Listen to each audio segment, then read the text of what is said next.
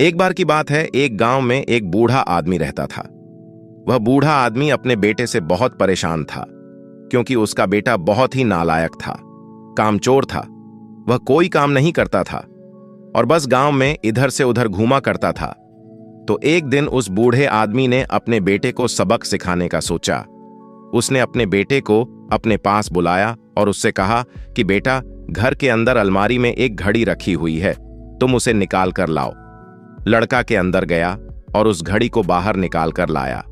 फिर उसके पिता ने उससे कहा कि अब तुम एक काम करो, इस घड़ी को अपने साथ बाजार में लेकर जाओ और जितने लोग भी तुम्हें मिलेंगे सबसे तुम इस घड़ी की कीमत पूछ कर आना।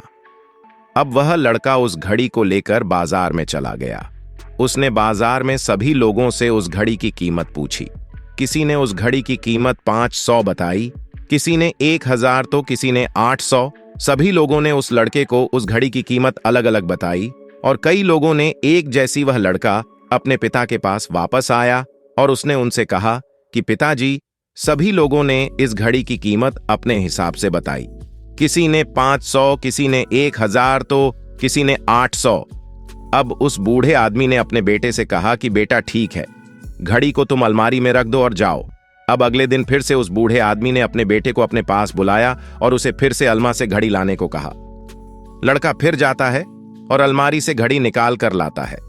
और अब उस बूढ़े आदमी ने अपने बेटे से कहा कि बेटा, जाओ और आज तुम इस घड़ी के अंदर जो समय चल रहा है उसकी कीमत पूछ कर आओ। लड़के को समझ नहीं आ रहा था कि उसके पिताजी उससे क्या करवाना चाह रहे हैं। वह दुखी मन से फिर से घड़ी को लेकर बाजार में चला जाता है और सभी लोगों से उस घड़ी के अंदर जो समय चल रहा था उसकी कीमत पूछता है।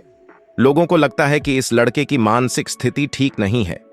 कल यह घड़ी की कीमत पूछने आया था और आज समय की बहुत से लोगों ने उसे भगा दिया और कुछ लोग उस पर हंसने लगे।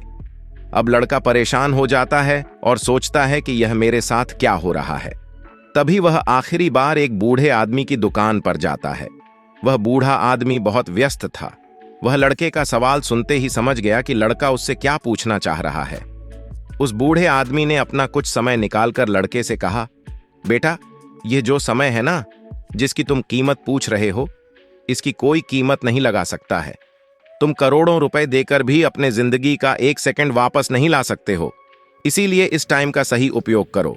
टाइम की एक अच्छी बात है और एक बुरी बात है। बुरी बात यह है कि टाइम गुजर जाता है और अच्छी बात यह है कि तुम उसे किन चीजों में गुजारते हो, यह तुम्हारे हाथ में होता है। सभी के पास दिन में 24 घंटे होते हैं, अमीर के पास भी और गरीब के पास भी। बस यह तुम्हारे हाथ में है कि तुम उस टाइम से क्या नया कर सकते हो। तो अपने एक एक पल का हिसाब रखो कि तुम उन्हें किन चीजों में उड़ा रहे हो। उस बूढ़े आदमी की बात सुनकर उस लड़के की आंखें खुल सी गई, मानो उसमें एक बड़ा बदलाव सा आ गया हो। और फिर वह अपने पिताजी के पास उस घड़ी को लेकर गया और उन्हें सारी बात बताई। और उस दिन के बाद से उस लड़के की जिंदगी बदल गई। दोस्तों कहते हैं कि टाइम सबके लिए फ्री है, लेकिन वह प्राइसलेस है, वह कीमती है।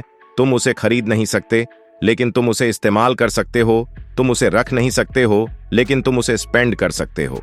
और अगर एक बार तुम इसे गवा देते हो तो तुम इसे कभी भी वापस नहीं पा सकते हो।